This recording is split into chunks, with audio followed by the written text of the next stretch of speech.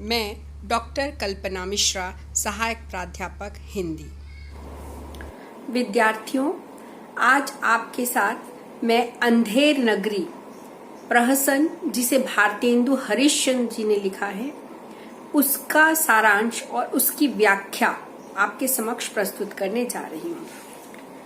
सबसे पहले हम भारतेंदु हरिश्चंद्र जी पर संक्षिप्त चर्चा कर लें, क्योंकि कोई भी कृति अपने रचनाकार के कारण प्रसिद्ध होती है और विशिष्ट बनती है। भारतेंदु हरिश्चंद्र जो आधुनिक गद्य के प्रणेता माने जाते हैं, आधुनिक नाटक के प्रणेता माने जाते हैं, जो पत्रकारिता के जनक माने जाते हैं और जिनका लेखन इतना विराट है कि पूरा एक उनका लेखन काल जो है उसे भारतेंदु युग के नाम से जाना जाता है, क्योंकि वो उस काल के प्रतिनिधि लेखक थे। तो हम सबसे पहले एक संक्षिप्त परिचय भारतेंदु हरिश्चंद्र का देख लें। उनका जन्म 7 सितंबर 1850 को हुआ था और वे एक संपन्न अग्रवाल कुल में जन्मे थे। वे उनके जो पूर्वज थे उन्होंने विपुल मात्रा में धन कमाया था और भारतेंदु हरिश्चंद्र के जो पिता थे श्री गोपाल चंद्र जी, वे भी बहुत ज्यादा साहित्य अनुरागी, विद्यानुरागी थे और उन्होंने भी कविताएं ब्रज भाषा में लिखी थी। जब भारतेंदु मात्र 9 वर्ष के थे उसमें उनके पिता का देहावसान हो गया। बचपन से ही भारतेंदु का साहित्य के प्रति विशेष रुझान था, परंतु वे क्वींस कॉलेज में अपनी पढ़ाई अधूरी छोड़कर साहित्य सृजन के लिए आ गए। उन्होंने बहुत वर्ष तक साहित्य साधना की। वे एक सफल नाटककार बने रहे। उनके जो प्रसिद्ध नाटक हैं वे हैं भारत दुर्दशा, और उनके जो नाटक थे उस समय जन जागरण का काम कर रहे थे। उन्होंने 3 पत्र भी निकाले थे, कवि वचन सुधा, हरिश्चंद्र चंद्रिका और बाला बोधिनी, इसलिए उन्हें पत्रकारिता का जनक भी कहा जाता है। भारतेंदु के इतने बड़े साहित्य सृजन के अलावा उनका एक बड़ा रूप है, वह है समाज सुधारक का रूप। वे समाज सुधार के लिए उन्होंने बहुत ज्यादा कार्य किया था। अपने व्यक्तित्व के लिए स्वयं वो कहते हैं कि सीधन सौ सीधे, महाबाके हम बाकिन सौ, अर्थात वे सीधों के लिए सीधे थे और बाकी बाकों के लिए बाके थे। वे दोनों हाथ से धन खर्च करते थे जनता के लिए, सर्वसाधारण के लिए, और वे बहुत यात्रा करते हुए अपनी रचना किया करते थे। उनकी काव्य को भारतेंदु रचनावली 2 खंड में संकलित किया गया है। उनके प्रमुख नाटक है प्रेम जोगनी, विशस्य विश्वमौसधम, चंद्रावली, नील देवी, अंधेर नगरी, भारत दुर्दशा, भारत जननी इत्यादि। उन्होंने कुछ नाटक के अनुवाद भी किया और 150 से अधिक फुटकर रचनाएं उन्होंने की। उनके लिए लक्ष्मी सागर वार्ष्णेय ने कहा है कि वे अभिनव भरत मुनि हैं। जो भरत मुनि ने नाट्य शास्त्र के द्वारा जो योगदान दिया, आधुनिक युग में वही योगदान भारतेंदु हरिश्चंद्र का है। मात्र 35 वर्ष की अल्प आयु में ही उनका निधन हो गया और इतने कम आयु में उन्होंने 175 से अधिक ग्रंथों का सृजन किया। उनकी निधन तिथि है 6 जनवरी 1885 बनारस में। अब हम एक संक्षिप्त चर्चा कर लेते हैं अंधेर नगरी के बारे में, क्योंकि मुझे इसका सार और व्याख्या दोनों बतानी है आपको। तो अंधेर नगरी जो है वो एक प्रहसन है। अब प्रहसन क्या है? प्रहसन वास्तव में संस्कृत साहित्य में नाटक जिसे दृश्य काव्य कहा जाता है उसके 2 भेद किए गए हैं, रूपक और उपरूपक। रूपक के 10 भेद हैं, जिसमें से पहला भेद क्या है? प्रहसन। प्रहसन में मूल रूप से जो खल प्रवृत्ति के चरित्र होते हैं उनके द्वारा हास्य की सृष्टि की जाती है और इसमें हास्य प्रधान होता है। इसकी कथा वस्तु काल्पनिक होती है। ये लघु कलेवर वाला होता है, 1 अंकीय नाटक होता है और इसमें एक विशेष उद्देश्य को लेकर इसे लिखा जाता है और लोक जागरण के द्वारा प्रहसन सफल होते रहे हैं। अंधेर नगरी स्वयं भारतेंदु का सर्वाधिक प्रिय लोकप्रिय प्रहसन रहा है। मैं आपको बहुत सारांश में बता देती हूँ कि अंधेर नगरी की कथा क्या है। आपने एक ये अंधेर नगरी इतना प्रचलित हुआ कि धीरे धीरे कहावत ही बन गई। जहां पर जनता पीड़ित होती है और जो शासक होता है वो अनुचित तरीके से माध्यम से शासन करता है, वहां पर एक कहावत ही बन गई है कि अंधेर नगरी चौपट राजा, टके सिर भाजी टके सिर खाजा। ये इसी प्रहसन के इतना ज्यादा ये प्रहसन लोकप्रिय हुआ कि ये कहावत जिन्होंने इसे पढ़ा या नहीं पढ़ा उन सब के मुख में आ गया। तो कथा कुछ इस तरह की है कि एक महंत हैं और गुरु हैं, उनके दो चेले हैं, एक है गोवर्धन दास और दूसरा है नारायण दास। गोवर्धन दास और नारायण दास के साथ जो गुरु और चेले हैं ये एक नगर से दूसरे नगर, एक गांव से दूसरे गांव भ्रमण करते हैं और भ्रमण करते करते वे एक स्थान पर पहुंचते हैं जहां पर सभी चीजों का एक ही मूल्य है, महंगी और सस्ती चीजों में कोई भेद नहीं है। यह देखकर उनका जो एक शिष्य है गोवर्धन दास, वो यह तय करता है कि मैं अंधेर नगरी में ही रहूंगा क्योंकि यहाँ पर हर चीज सस्ती है। गुरु उसे समझाते भी हैं कि जहां पर सभी चीजें एक समान हो, अर्थात अच्छे को अच्छा और बुरे को बुरा ना कहा जा रहा हो, सोना और सस्ती चीजें सब एक ही मोल बिक रही हो, वहां पर रहना बहुत खतरनाक हो सकता है। फिर भी गोवर्धन दास की जिद से उसे छोड़कर गुरुदेव और नारायण दास वहां से चले जाते हैं। घटनाक्रम आगे बढ़ता है। वहां का जो राजा है जिसे चौपट राजा कहा गया है, चौपट राजा एक दिन अपने दरबार में बैठता है। उसका जो पात्र है वो बहुत ही ऐसा रचा गया है कि लोगों को हंसी आ जाए। उसके बोलने में भी दोष है, उसके सुनने में भी दोष है और उसकी न्याय पद्धति भी पूर्णतः दोषपूर्ण है। तो उसके पास एक फरियादी आता है फरियाद लेकर कि उसके जो एक दीवार के नीचे आकर उसकी जो बकरी है वो दब गई है। राजा कहता है कि वो किसकी दीवार है, कल्लू बनिए की, तो कल्लू बनिए को सजा दी जाए। कल्लू बनिया कहता है कि कारीगर ने ऐसी दीवार बनाई कि मेरी दीवार गिर गई, मेरा कोई दोष नहीं है, कारीगर को सजा होती है। कारीगर कहता है कि चूने वाले ने इसमें ऐसा बोदा बनाया कि दीवार गिर पड़ी, तो चूने वाले को सजा होती है। चूना वाला कहता है कि भिश्ती ने इसमें पानी बहुत भर दिया, तो भिश्ती को सजा होती है। भिश्ती ने कहता है कि कसाई ने मशक इतनी बड़ी बना दी कि मुझसे पानी ज्यादा गिर गया, इस कारण कसाई को सजा होती है। कसाई कहता है कि मेरे हाथों गड़रिये ने छोटी की जगह बड़ी भेड़ दे दी, तो मुझसे बड़ी मशक बच गई, तो गड़ेरियों को सजा होती है। और फिर गड़ेरिया कहता है कि उस समय कोतवाल धूमधाम से सवारी निकाल रहा था जिससे मेरा ध्यान भटक गया, इसलिए कोतवाल को सजा होती है।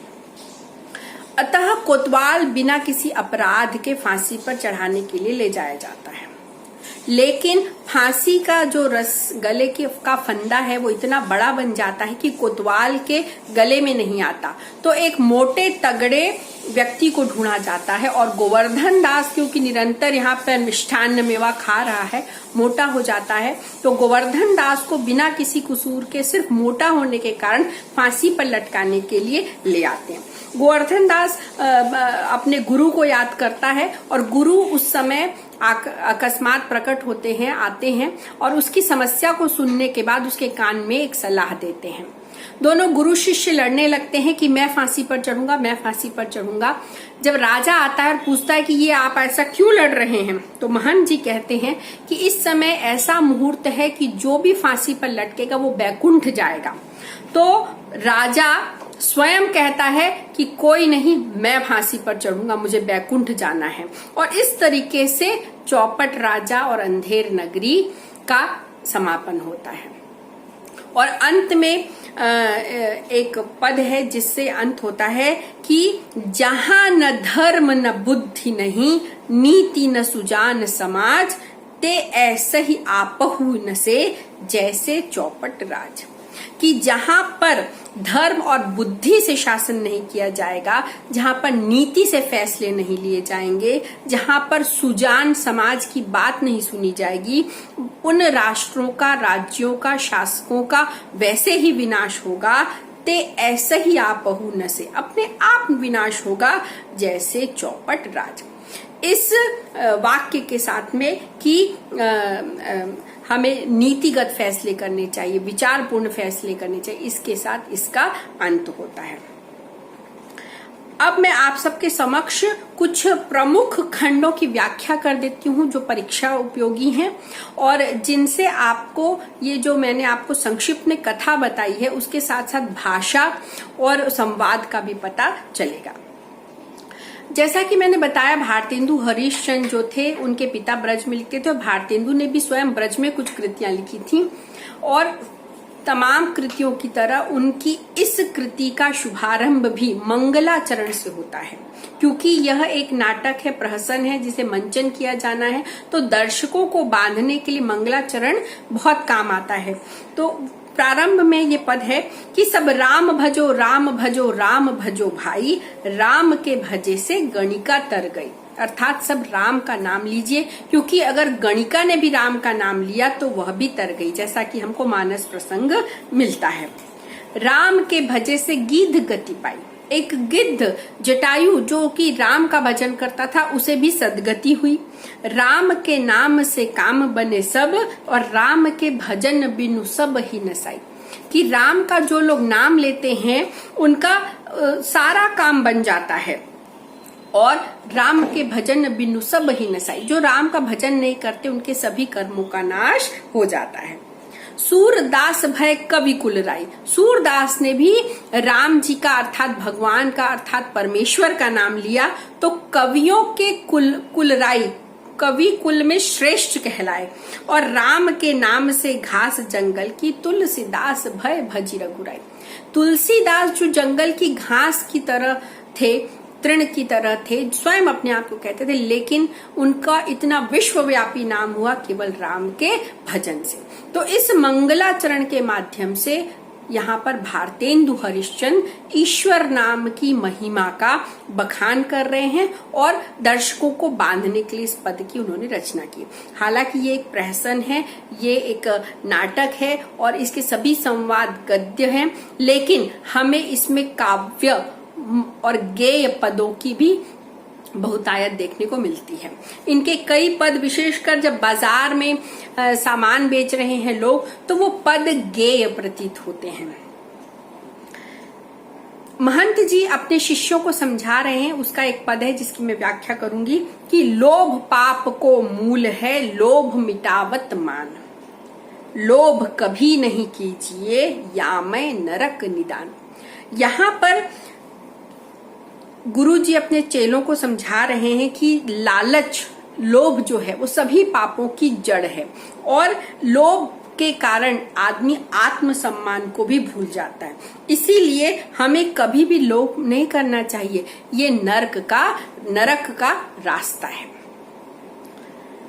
इसके बाद में बाजार का दृश्य है, कबाब वाला कबाब बेच रहा है। देखिए भाषा कितनी प्रांजल है और कितनी लच्छेदार है, मजेदार है। देखिए कबाब वाला कह रहा, कबाब गर्मा गर्म मसालेदार, 84 मसाला 72 आंच का कबाब गर्मा गर्म मसालेदार, खाए सो हो चाटे न खाए सो जीभ काटे, कबाब लो कबाब।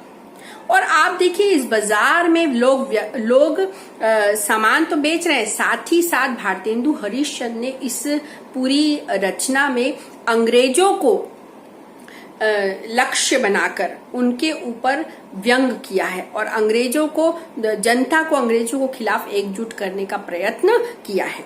और ये आज भी प्रासंगिक है जहां कहीं पे भी गलत शासन होता है। इसीलिए इसमें बीच बीच में आप देखिए घासी राम चना बेचते हुए कह रहा है कि चना हाकिम सब जो खाते, सब पर दूना टिकस लगाते, कि जो लोग मेरा चना चोर खाते हैं वो अंग्रेज खा के मोटे होते हैं और लोगों पे दुगना टैक्स अर्थात दुगना कर लगाकर वसूल रहे हैं। ऐसे ही एक कुंजड़िन है जो सब्जी बेच रही, ले धनिया मेथी सोवा पालक चौराई बथुआ, और साथ ही साथ में अंत में वो कहती है कि रैयत राजी टके शेर भाजी, ले हिंदुस्तान का मेवा फूट और बैर। देखिए, मेवा बेचते बेचते और बेर बेचते बेचते वो साथ में कितना एक सीधी से वाक्य में उन्होंने कह दिया कि अंग्रेज जो है फूट डालो और शासन करो की नीति अपना रहे हैं। तो ले हिंदुस्तान का मेवा फूट और बैर।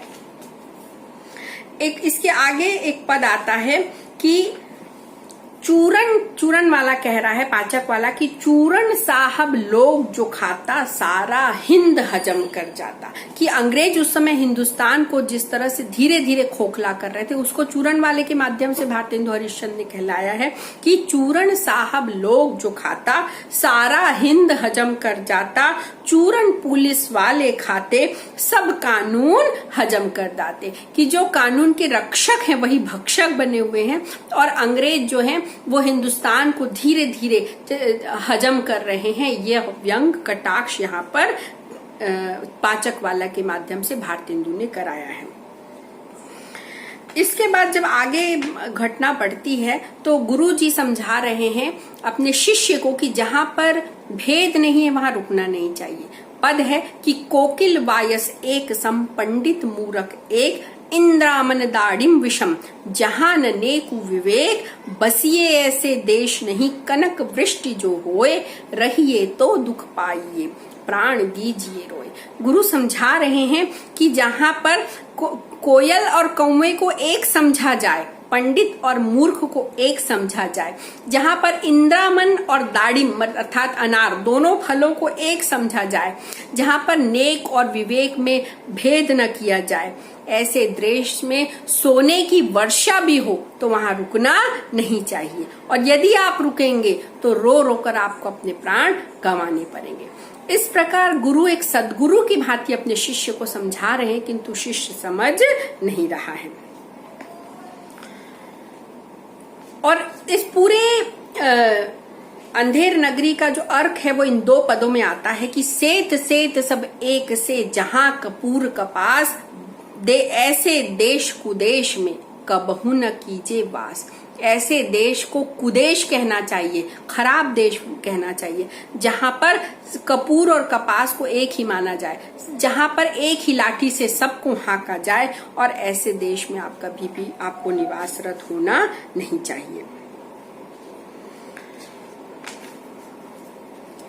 एक पद्यांश है जो इसी नाटक से आता है, मैं उसकी व्याख्या करना चाहूंगी कि साच कहे ते पनही खावे, झूठे बहुविधि पदवी पावे।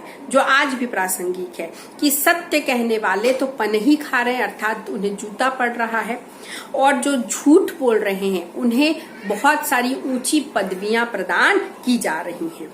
छली मन के एका के आगे, लाख कहो एको नहीं लागे।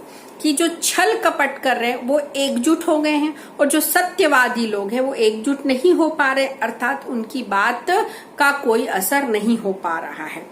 भीतर होई मलिन की कारो, चाहिए बाहर रंग चटकारो। कि आपका मन भले मलिन है लेकिन बाहर आपको गोरा रंग चाहिए। यही आज के समय का देखिए कितना, ये कब लिखा गया है, 19वीं सदी में लिखा गया है, लेकिन आज जब 21वीं सदी में भी यही बात प्रासंगिक है कि मन के सौंदर्य के बजाय लोग तन के सौंदर्य को ध्यान दे रहे हैं। अंधा धुंध मच्यो सब देशा, मानहु राजा रहत विदेशा। पूरे देश में इस तरह से अंधाधुंध मच रखा है कि जैसे देश में कोई शासक है ही नहीं, शासक विदेश में रह रहा है, ऐसा प्रतीत हो रहा है। ऊंच नीच सब एक ही सारा, मानहु ब्रह्म ज्ञान विस्तारा। यहाँ पे व्यंग कर रहे हैं कि ऊंचा नीचा सब एक हो गया, क्या ब्रह्म ज्ञान का विस्तार हो गया है? ये कटाक्ष है। और अंधेर नगरी अनबूझ राजा, टके शेर भाजी टके शेर खाजा। ये बहुत गीतात्मक तरीके से है कि ये अंधेर नगरी है, यहाँ का राजा चौपट है, यहाँ पे भाजी से लेके खाजा तक सब टके शेर मिलता है।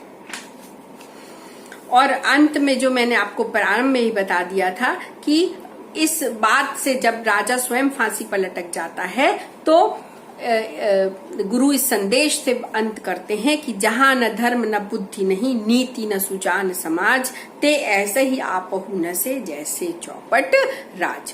तो लगभग सभी प्रमुख खंडों की हमने व्याख्या कर ली है और इसमें जो वाक्य हैं बहुत जो गुरु शिष्य के वाक्य बड़े छोटे छोटे हैं कि जो गुरु हैं वो कह रहे हैं कि आप अपने शिष्यों को कि यहाँ मत रहो। गोवर्धन दास कह रहा, गुरु जी ऐसा तो संसार भर में कोई देश नहीं है, 2 पैसा पास रहने पर ही मजे से पेट भरता है, मैं तो इस नगर को छोड़कर कहीं नहीं जाऊंगा और दिन भर भी मांगो तो पेट नहीं भरता है, यहाँ पर बरस बाजे दिन उपास करना पड़ता है, इसलिए मैं यही रहूंगा। ये एक सामान्य प्रवृत्ति की जल्दी से हम लालच में फंस जाते हैं। तो प्रमुख खंडों की मैंने व्याख्या की, सारांश बताया। आपको यदि कोई प्रश्न हो तो आप मुझसे पूछ सकते हैं। धन्यवाद।